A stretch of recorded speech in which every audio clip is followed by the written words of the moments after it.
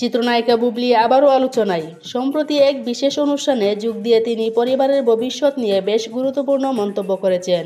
অনুষ্ঠানে উপস্থিত অতিথিদের সঙ্গে হাসিমুখে আলাপচারিতার এক পর্যায়ে বুবলি বলেন, ভবিষ্যতে তার ছেলে বিয়ে করলে তিনি ছেলের বউয়ের সঙ্গে শাশুড়ির মতো নয়, বন্ধুর মতো সম্পর্ক রাখতে চান।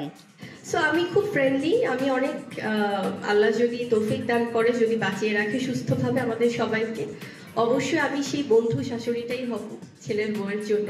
ছেলের বউ আর আমি মিলে একসাথে রান্না করবো, একসাথে খাবো, একসাথে ঘুরতে যাব, মানে শাশুড়ি বউ এটা ফিল করাতে চাই না, যেন দুজন ফ্রেন্ড, সেই ফিলটাই দিব অবশ্যই।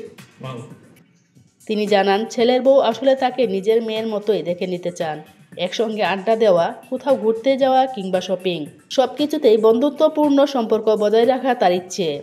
বুবলির এই মন্তব্য সামাজিক মাধ্যমে ব্যাপক প্রশংসা পেয়েছে। নেটিজেনরা বলেছেন, এমন ইতিবাচক দৃষ্টিভঙ্গি আধুনিক পরিবারের নতুন পরিবর্তন আনতে পারে। চিত্রনায়িকা বুবলির বক্তব্যে নতুন আলোচনার জন্ম দিয়েছে। বউ শাশুড়ির সম্পর্ক কেমন হওয়া উচিত তা নিয়ে এখন সোশ্যাল মিডিয়া চলছে নানা প্রতিক্রিয়া।